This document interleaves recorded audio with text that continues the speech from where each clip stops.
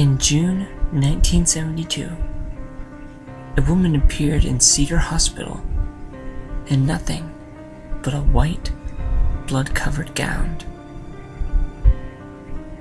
Now this in itself should not be too surprising, as people often have accidents nearby and come to the nearest hospital for medical attention. But there were two things that caused people who saw her to vomit and flee in terror. First being that she wasn't exactly human.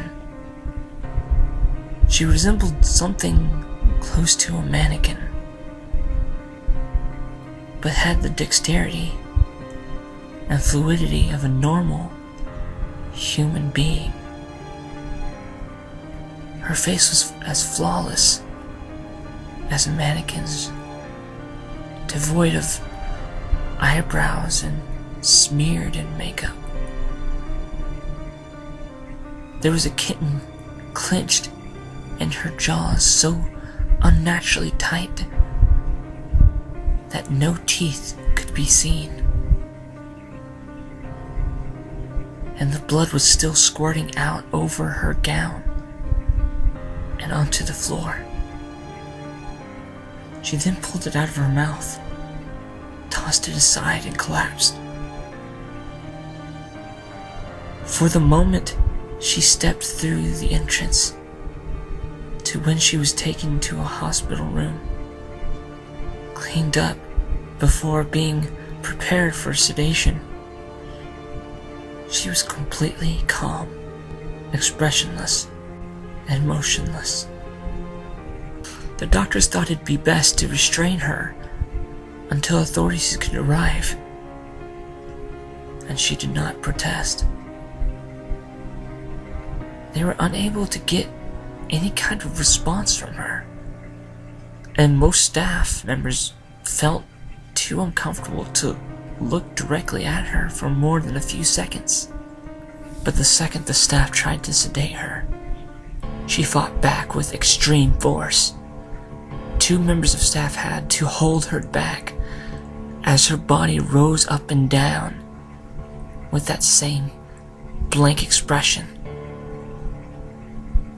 She turned her emotionless eyes toward the male doctor and did something unusual.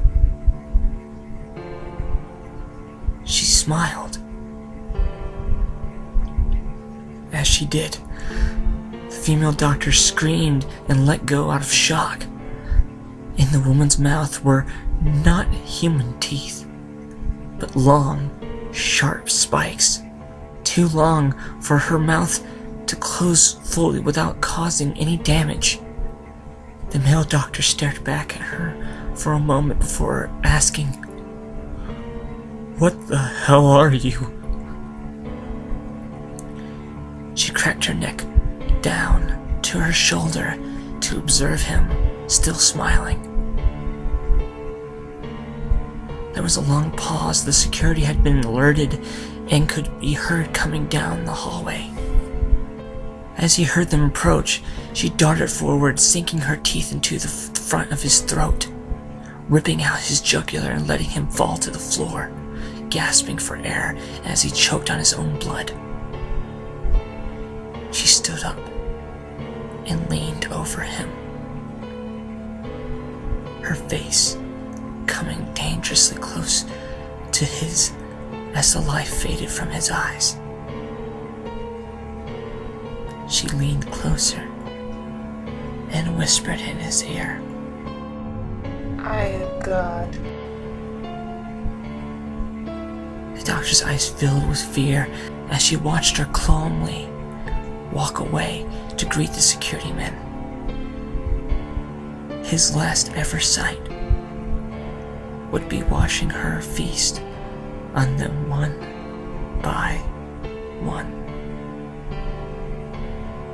The female doctor who survived the incident named her the Expressionless. There was never a sight of her again.